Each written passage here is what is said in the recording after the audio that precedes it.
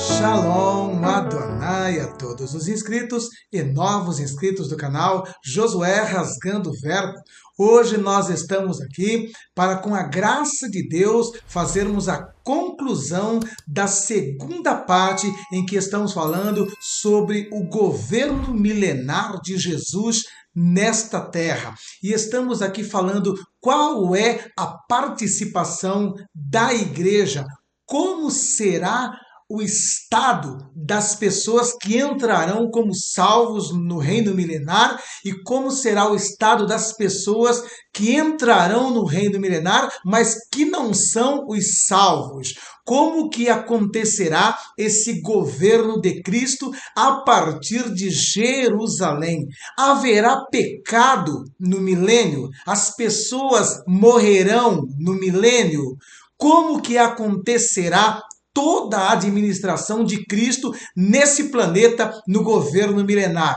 E outra pergunta também que temos ouvido muito: o porquê desse milênio? Por que Jesus já não destruiu de vez Satanás e já não implantou, um governo eterno, sem essa questão de prender Satanás por 1000 anos e posteriormente soltá-lo novamente para enganar as nações? Você vai entender o porquê que tem que ter esse milênio, o porquê do governo milenar de Cristo na face da terra. Não saia daí, está imperdível hoje a segunda parte do governo milenar de Jesus na face da terra.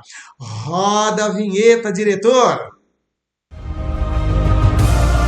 anunciar quando aceitar, saber em que circunstância vai ter que falar do Senhor por Pois bem, estamos nós aqui novamente para estar falando deste governo milenar. Antes de entrar no tema do governo milenar aí, eu quero agradecer de todo o meu coração, duas pessoas que Deus tem colocado aqui ao nosso lado, que faz parte dessa equipe, que tem se empenhado, que tem se dedicado, gastado horas e horas de trabalho para que o nome de Jesus seja glorificado. Quero agradecer de todo o meu coração o meu amigo, o meu irmão em Cristo, o André Soares, a sua digníssima esposa, Luana Valentino. Que Deus abençoe ricamente este casal que não tem medido esforço para fazer com que o nome de Jesus seja propagado. Muito obrigado, viu, diretor? E vamos então à palavra de Deus. As pessoas têm perguntado: qual é o propósito do milênio?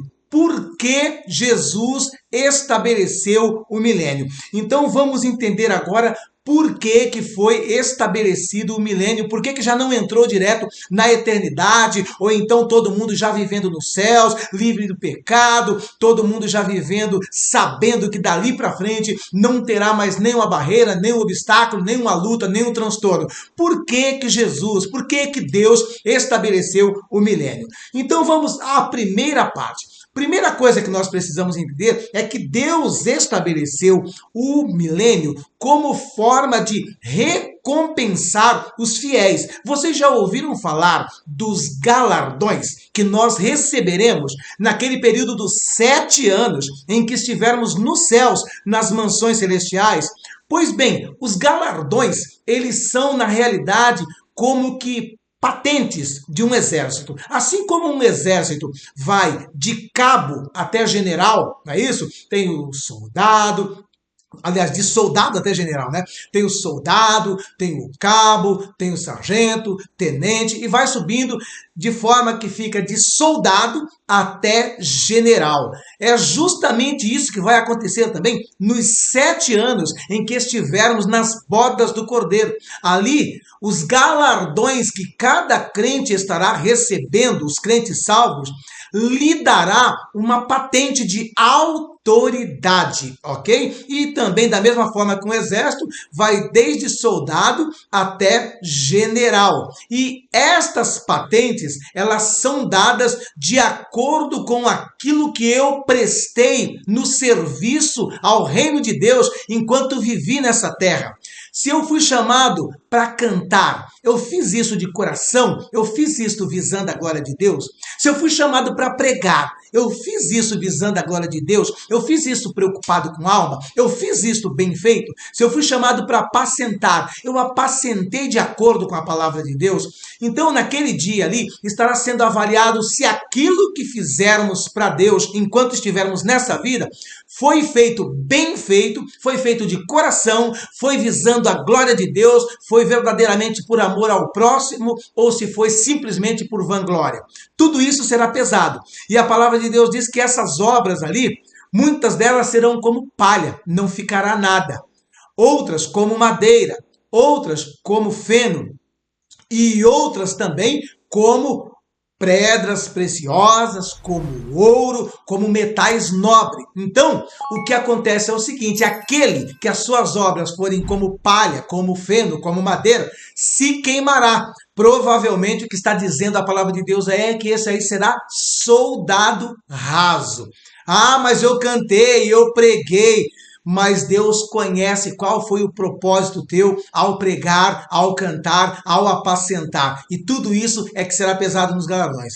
E ali então, quando terminar os 7 anos, nós voltaremos já patenteados para a batalha do Armagedon e para iniciarmos o reino milenar com Cristo nessa terra. Então, este milênio, ele tem como propósito também recompensar, porque como nós já falamos na parte 1 do governo milenar de Cristo na face da terra, nesse período aí, a terra terá aqui habitantes híbridos, né? Será uma colonização híbrida, misturada, né? Ou seja, terão nós, a Igreja de Cristo, como pessoas com corpo glorificado e terão humanos normais, ok? Mesmo porque na batalha do Armagedon ali, quando houver a liquidação ali, vai se liquidar os exércitos. E vocês sabem que quando se tem uma guerra, não é todo cidadão comum que vai para a guerra. Quem vai para a guerra? São geralmente os soldados ou, dependendo da situação, aqueles que também são reservistas. Então, todo aquele massacre que haverá ali no Vale de Megido, de Josafá, será contra esses soldados, que, como eu já disse ontem, estima-se que chega próximo de 400 milhões de soldados, né? 200 milhões que a Bíblia narra que vem só do leste, que marchará pelo leito do Eufrates, e outras nações mais, então calcula-se aproximadamente 400 milhões de soldados. Nós falamos ontem que haverá ali uma tragédia tão grande, a mortandade tão grande desse exército que foi arregimentado pelo anticristo para lutar contra Israel, contra Jesus e contra seus exércitos, que diz a palavra que a quantidade de sangue ali naquele vale chegará na altura do peito dos cavalos, 1,5 metro, um rio de sangue. Haverá uma carnificina, e ali também haverá a ceia de Deus, porque diz a palavra de Deus que o próprio Deus chamará as aves dos céus, as aves de rapina, para fazerem a ceia com a carne e os cadáveres que ali ficarão naquele vale. E então, após toda essa liquidação, haverá o julgamento das nações ali no Vale de Josafá, porque, como eu disse ontem, nessa batalha envolve 3 lugares, né? O Vale de Josafá, o Vale do Megido e também um lugar chamado Bosra. Ok? Esses 3 lugares aí estão envolvidos nessa batalha final, tá ok? E ao julgar as nações, então, Jesus vai fazer a purificação, e após esse período da purificação, entra-se no reino milenar. E ao entrar nesse reino milenar, é óbvio que sobrarão pessoas das nações que aqui estiverem, que entrarão também nesse reino milenar. E então o que acontece? O que acontece é que, neste período, teremos nós, com o corpo glorificado, como autoridades nesse governo. Como eu já disse para vocês ontem, o que ocorre? Todas as autoridades que haverá na terra nessa época, todas as autoridades de nações, de estados, de cidades, todas as autoridades do judiciário, tudo que for autoridade que nós conhecemos hoje, será da mesma forma, só que composta por pessoas com corpo glorificado, que é a igreja de Cristo. Nós iremos reinar com Cristo. E é aí que entra a questão dos galardões. Então, alguns terão atividades, postos elevados, outros medianos e outros menores. Todos farão parte do governo, mas cada um mediante o galardão que recebeu lá nos 7 anos, ok? Posto isso, então, que esta proposta do milênio é para recompensar também a igreja de Cristo que venceu tudo isso, eu quero ler na palavra para vocês entenderem o que eu estou dizendo aqui. Vamos ler aqui em Lucas capítulo 19 para você entender a respeito dessa questão da recompensa que será dada nesse período do milênio para a igreja de Cristo que entrou nesse governo milenar. Lucas capítulo 19, versículo 11 até o versículo de número 19. Olha o que diz a palavra de Deus.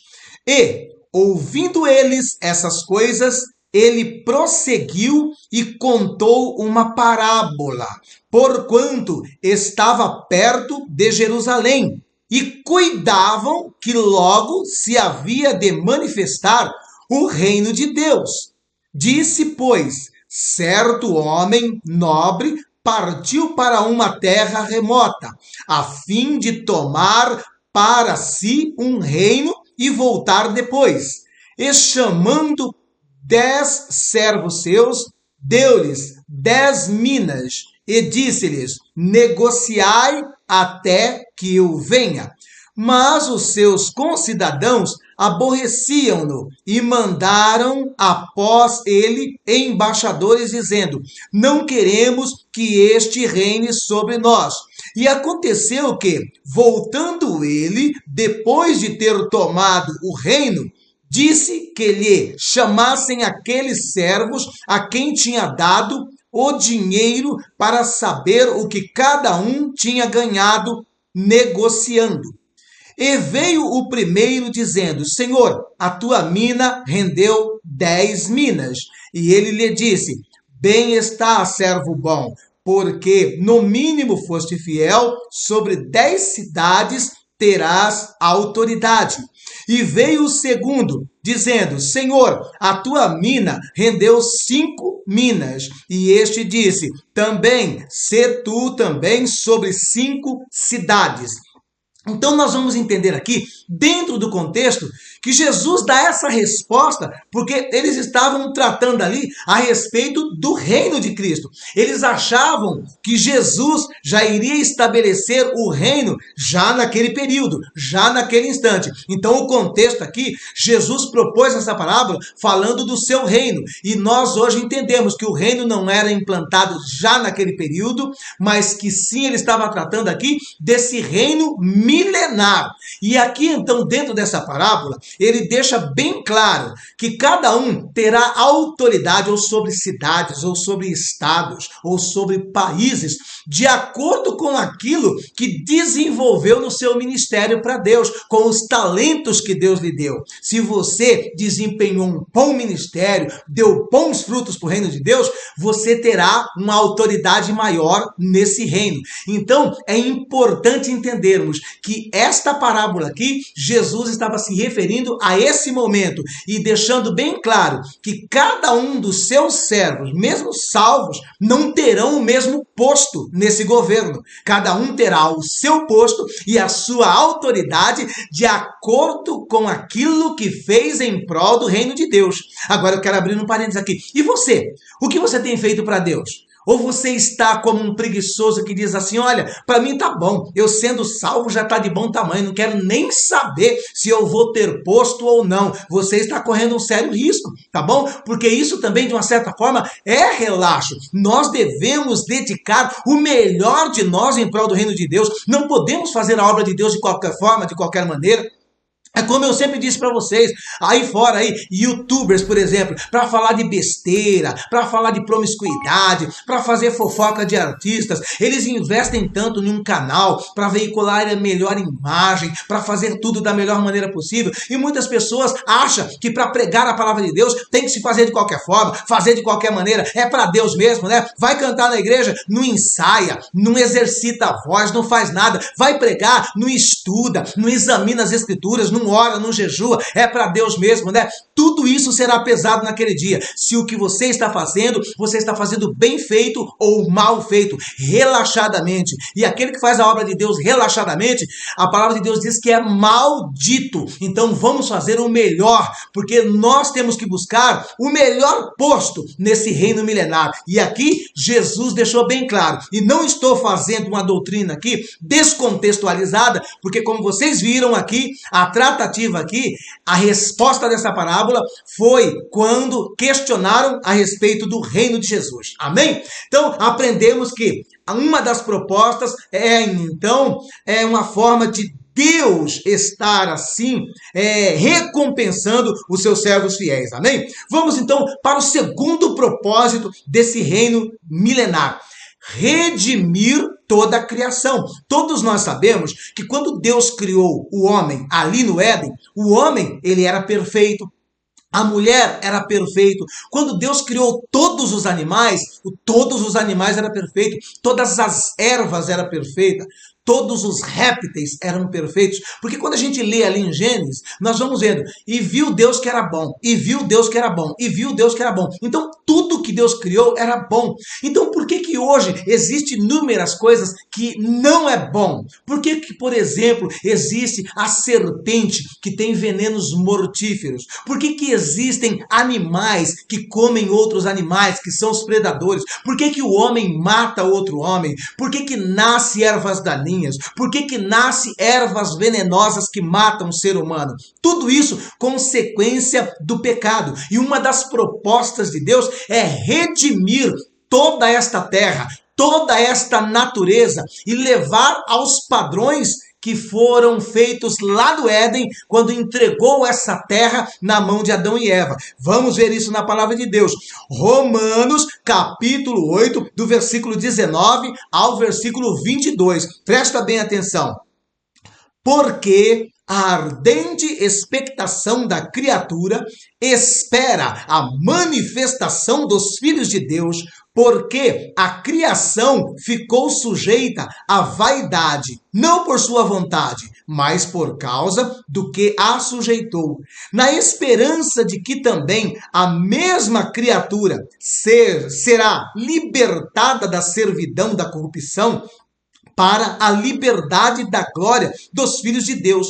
Porque sabemos que toda a criação geme e está juntamente com dores de parto até agora. Então nós estamos vendo aqui que a palavra de Deus está dizendo que a própria natureza, que a própria criação, que a própria criatura geme por todas essas consequências, almeja por uma mudança, almeja por uma transformação. E isso nós veremos no milênio, como nós já lemos ali. A proposta é deixar esta terra do jeito que era o Éden. E isso nós vemos também Isaías confirmando. Isaías capítulo 11, do versículo 6 ao versículo de número 9. Presta bem atenção para você ver aqui.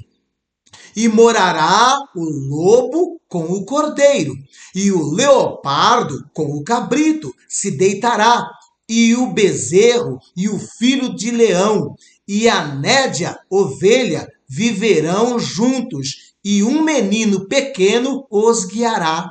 A vaca e a ursa pastarão juntas, e seus filhos juntos se deitarão. E o leão comerá palha como o boi, e brincará a criança de peito sobre a toca da áspide. E o já desmamado meterá a mão na cova do basilisco. Não se fará mal nem dano algum em todo o monte da minha santidade, porque a terra se encherá do conhecimento do Senhor, como as águas cobrem o mar. Então nós estamos percebendo aqui que existe essas promessas da terra tornar a sua posição original, da forma que Deus a reconstruiu ou restaurou a partir de Gênesis capítulo 1. E Deus está dizendo que ela seria novamente dessa forma. Então, se não houvesse o milênio, como que iria se cumprir essa palavra? E Deus diz na sua palavra, eu velo pela minha palavra para que ela se cumpra. Então essas promessas aqui têm que que se cumprir. E se cumprirão como? No céu? Não, tem que se cumprir aqui nessa terra, porque essas promessas é de restauração para esta terra. Então nós sabemos também que uma das propostas do milênio é o ato de redimir toda a criação. Amém? Você está concordando com isso? Vamos então ao terceiro propósito do milênio: cumprir promessas de aliança. Deus é um Deus de aliança e Deus fez alianças. E eu gostaria de falar aqui de 3 alianças para você entender que somente tendo o milênio isso seria possível de se cumprir. Uma das alianças mais conhecidas da igreja é a aliança que Deus fez com Abraão.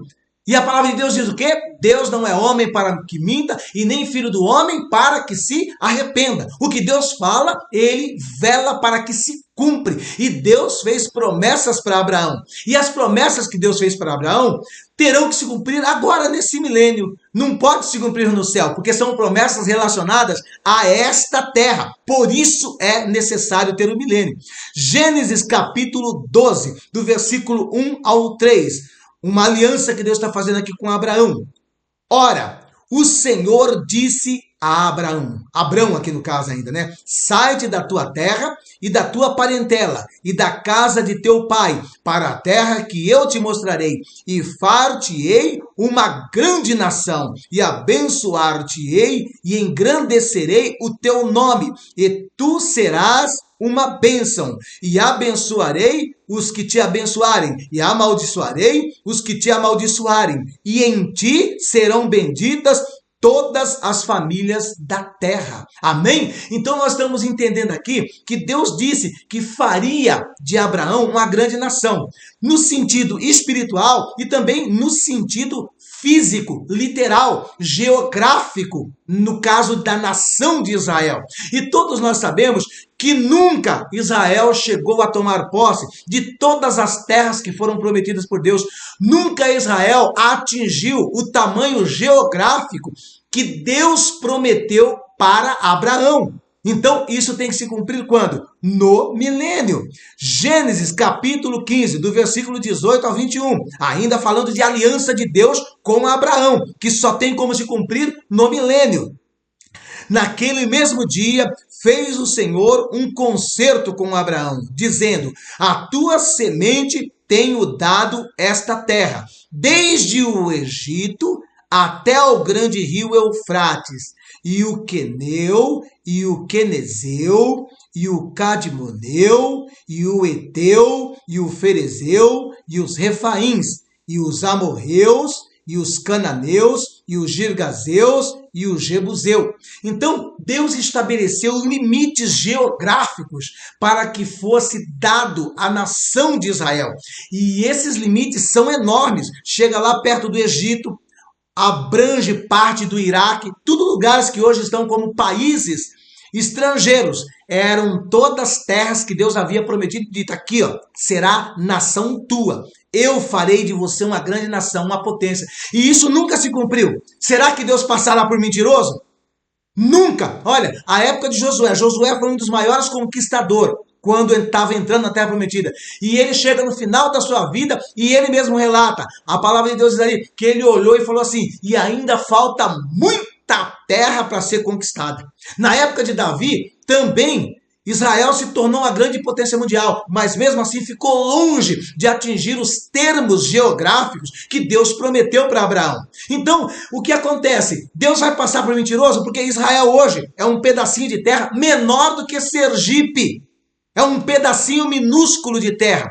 E Deus vai passar por mentiroso? Vai acabar tudo. Jesus vai voltar e Deus vai passar por mentiroso. Deus prometeu para Abraão que Israel seria uma grande nação. E olha o tamanho da terra lá. É um ovinho desse tamanho. Então, todos esses termos, todos esses limites que Deus prometeu para Abraão, será alcançado, será atingido nesse período milenar. Ainda quero ler Gênesis capítulo 22 para falar de aliança com Abraão e que só poderá se cumprir no milênio. Preste atenção aí, Gênesis capítulo 22, do verso 17 ao 18. Que de veras te abençoarei e grandissimamente multiplicarei a tua semente, como as estrelas dos céus e como a areia que está na praia do mar. E a tua semente possuirá a porta dos teus inimigos, e em tua semente serão benditas todas as nações da terra, porquanto obedecestes a minha voz. E isso aqui ainda não aconteceu. Nós sabemos que é o oposto, não é? Pelo contrário. São todas as nações vizinhas ali que estão ocupando as portas de Israel. Israel está sendo comprimido num pedacinho minúsculo de terra. E é bem verdade que espiritualmente, né, Abraão abençoou muita gente em muitas nações, mas não é apenas esse propósito desta aliança que Deus está fazendo aqui com Abraão. Então, tudo isso só terá espaço para se cumprir no milênio, porque se Jesus voltar, acontecer o arrebatamento e tudo acabar, Deus passará por mentiroso nessas alianças. Ele também fez aliança com Davi. E também precisa se cumprir, porque senão Deus passa por mentiroso. Vamos ver a aliança davídica. Segundo Samuel, capítulo de número 7, do verso 12 ao 16. Olha aqui essa aliança que Deus está fazendo com Davi. Quando teus dias forem completos e vieres a dormir com teus pais, então farei levantar depois de ti a tua semente, que procederá de ti, e estabelecerei o seu reino. Este edificará uma casa ao meu nome, e confirmarei o trono de seu reino para sempre. Eu lhe serei por pai, e ele me será por filho. E se vier a transgredir, castigá-lo-ei com vara de homem e com açoites de filhos de homens. Mas a minha benignidade se não apartará dele, como a tirei de Saul, a quem tirei de diante de ti. Porém, a tua casa e o teu reino serão firmados para sempre diante de ti. Teu trono será firme para sempre. Amém? E aqui Deus não está falando de Salomão. Deus está falando aqui, literalmente, do Messias. Aí alguém dirá assim, mas ele está falando aqui que se ele transgredir, ele será castigado, né? O verso 14. E eu lhe serei por pai, e ele me será por filho. E se vier a transgredir, castigá-lo-ei com vara de homem e com açoites de filhos de homem. Muitas pessoas dizem, então não está falando de Jesus. Deus está dizendo aqui se ele vier a transgredir, porque Deus está dizendo aqui do momento e do período em que ele esteve aqui como homem, que veio como Cordeiro de Deus para tirar o pecado do mundo. Entenda uma coisa, quando Jesus esteve aqui como homem, ele estava sujeito a transgredir, sim. Ele estava sujeito a pecar, sim. Se ele fosse impossível de transgredir ou de pecar, por que Satanás iria tentá-lo quando ele estava lá nos 40 dias orando e jejuando? Satanás iria perder tempo se Satanás soubesse que nunca ele pecaria? Não, ele foi tentado porque ele sabia que ele era sujeito a transgredir, sujeito a pecar. Por isso que ele tentou. Satanás não iria perder tempo com a coisa que ele soubesse que fosse impossível. Então, lembre-se de uma coisa, quando Jesus esteve nessa terra, ele era 100% homem e 100% Deus. E 100% homem, ele sentia dor, ele sentia cansaço e também sofria tentações e corria o risco de pecar, corria o risco de transgredir, sim. Por isso está escrito isso daqui, tá ok? E todos nós sabemos que ele não transgrediu, ele nunca pecou, cumpriu à risca o seu papel de Cordeiro de Deus. Mas aqui está se falando de Jesus. E quando isso acontecerá? Porque quando Jesus esteve aqui da outra vez, ele não reinou em Jerusalém. Ele simplesmente veio como um cordeiro. Então é óbvio, é claro, que isso só terá espaço para se cumprir. Essa promessa que Deus está fazendo para Davi só terá espaço para se cumprir quando? No reino milenar. Quando ele governará sentado lá no trono de Davi em Jerusalém. Porque ele governará toda a terra num governo justo. Amém? E Ezequiel também fala de uma outra aliança com Davi. Ezequiel 37, versículo 22, até o versículo de número 25. Olha o que diz a palavra de Deus.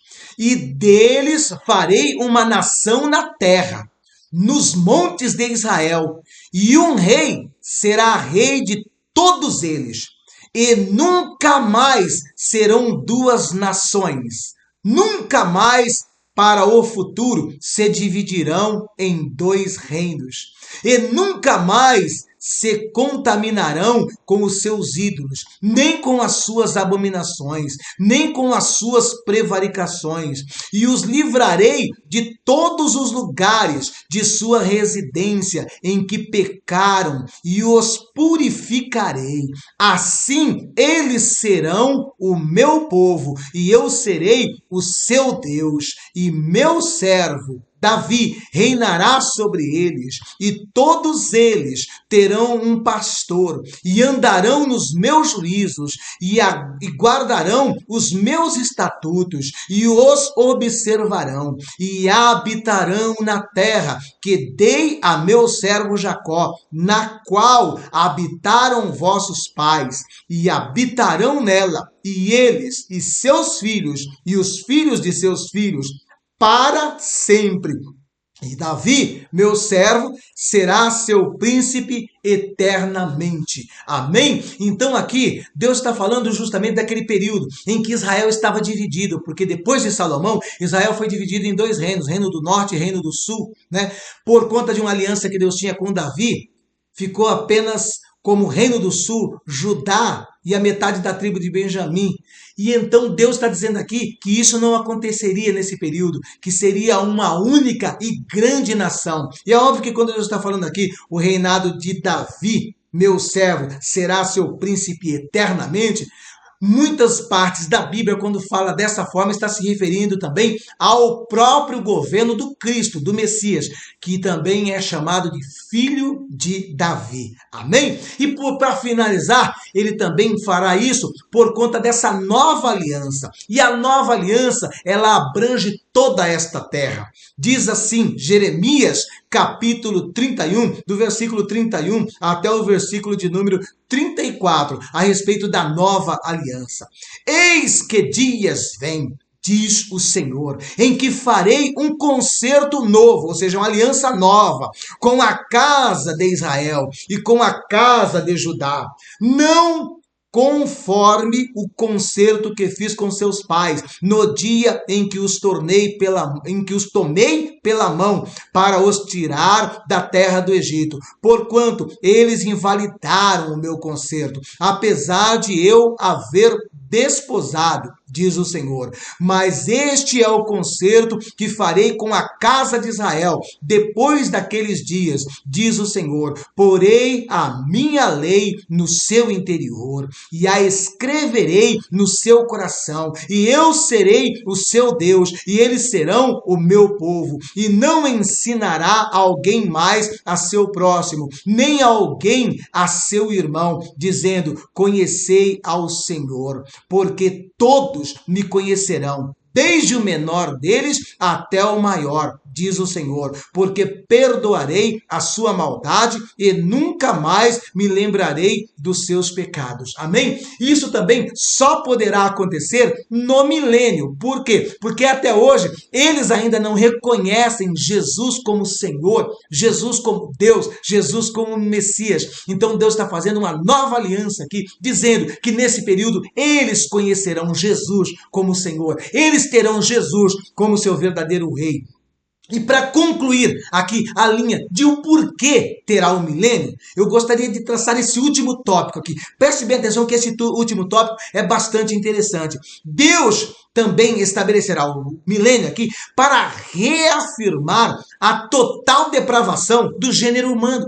Sabe por quê, meus irmãos? Muitas pessoas têm o costume de dizer assim: ah, mas eu fiz isso por causa do diabo. Por que você adulterou? Por causa do diabo. Por que você roubou? Por causa do diabo. Por que você fez isso? Por causa do diabo. Não é isso? Todo mundo joga a culpa no diabo, né? Desde lá do princípio, né? Eva, né, jogou a culpa no diabo. Então, sempre o homem vem usando essa desculpa. E muitas pessoas acreditam que o ser humano é tudo isso por conta do diabo.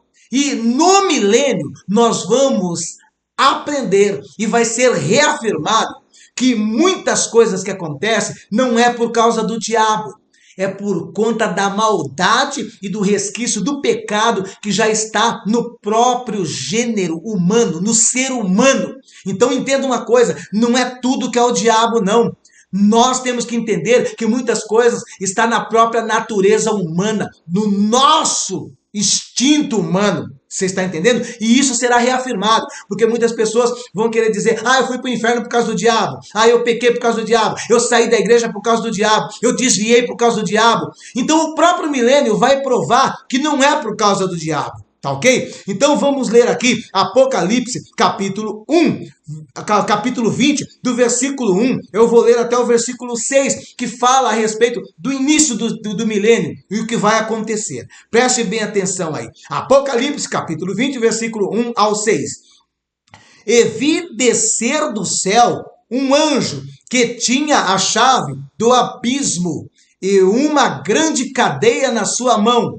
Ele prendeu o dragão, a antiga serpente, que é o diabo, e Satanás, e amarrou-o por 1000 anos, e lançou-o no abismo, e ali o encerrou, e pôs selos sobre ele, para que mais não enganasse as nações, até que os 1000 anos se acabem.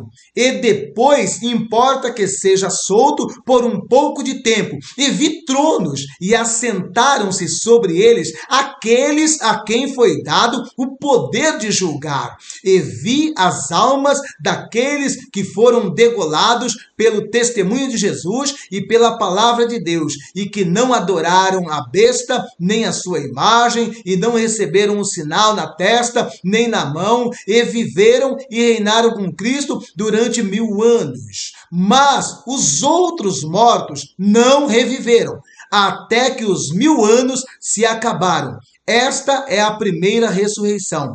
Bem-aventurado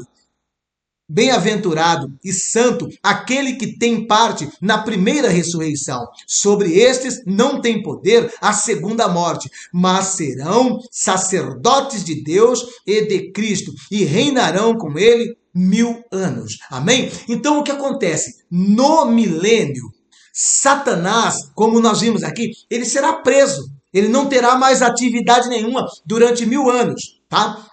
E como eu ensinei para vocês, no milênio entrará pessoas comuns, seres humanos comuns, e é justamente esses seres humanos comuns que nós governaremos como ele. Nós, a Igreja de Cristo, seremos a autoridade. Ok? E como acontece que no milênio as pessoas vão ter longevidade, as pessoas vão viver 200, 300 anos, 400 anos, então a terra se multiplicará novamente nesse milênio, mesmo porque não haverá mais poluição, tudo será saudável, a alimentação será saudável do jeito que Deus estabeleceu lá no Éden para o homem. Então todos viverão 200, 300 anos com facilidade. Lá em Isaías é dito que alguém que morreu nesse período com 100 anos, vão dizer assim: nossa, como ele morreu jovem, né?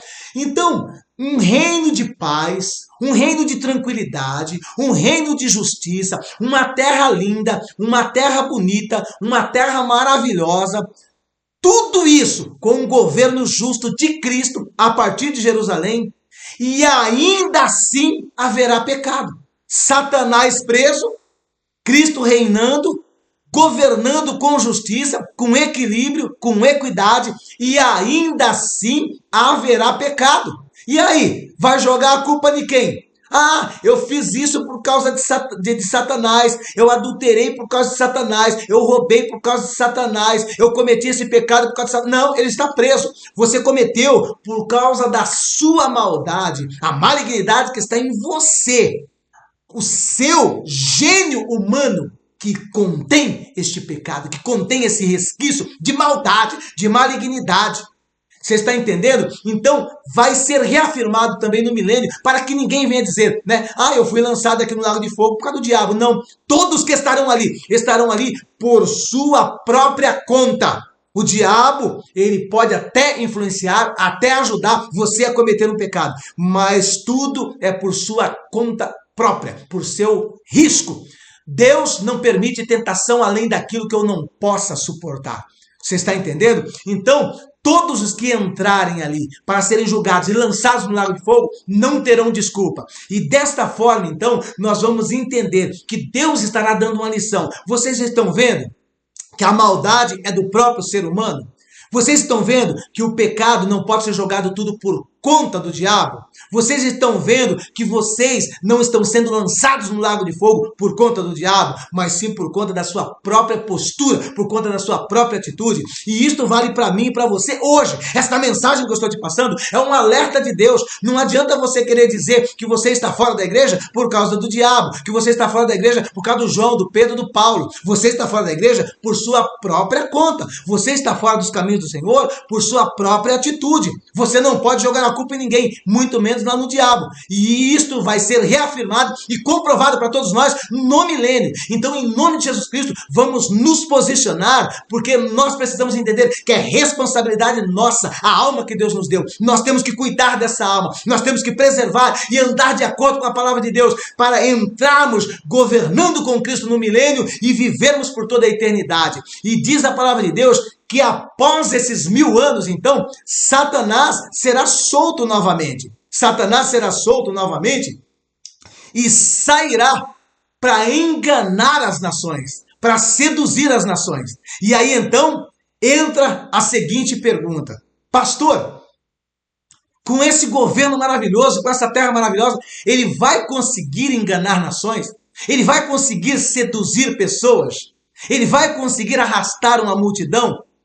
É isso que nós vamos responder na próxima parte, porque nós vamos entrar agora no juízo final.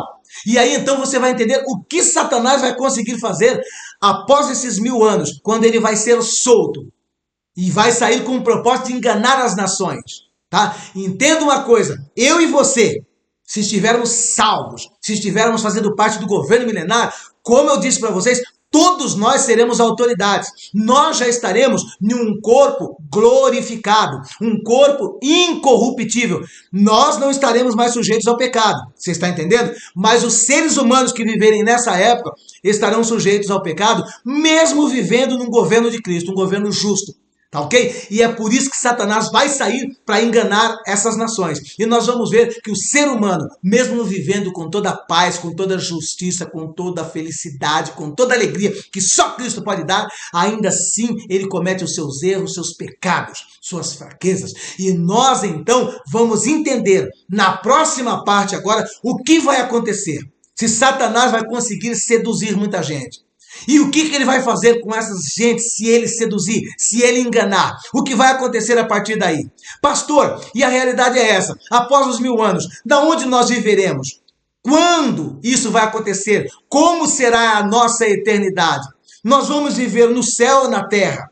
Aonde será a nossa vivência eterna, para sempre? Aonde viveremos tudo isso? Muitas pessoas não sabem e nós vamos informar isso para você. Então, não perca, tá bom? Que no próximo vídeo estaremos entrando agora na parte do juízo final e você vai saber aonde será o destino final de todos os seres humanos.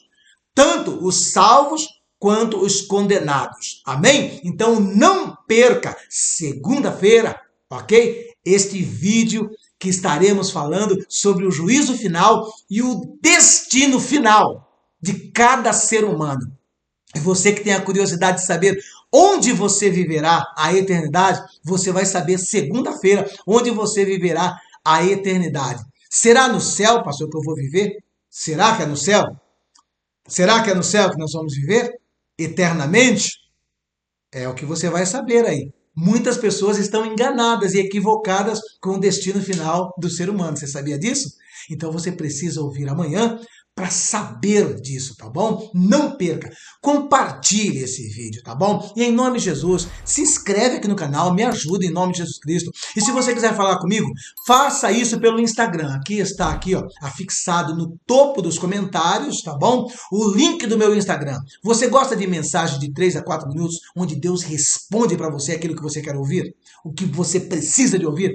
Entra lá no meu Instagram, está repleto de mensagens de 3 a 4 minutos, mensagem rápida, rápida, precisa e objetiva dentro da palavra de Deus, que serão verdadeiras respostas de Deus para a sua vida.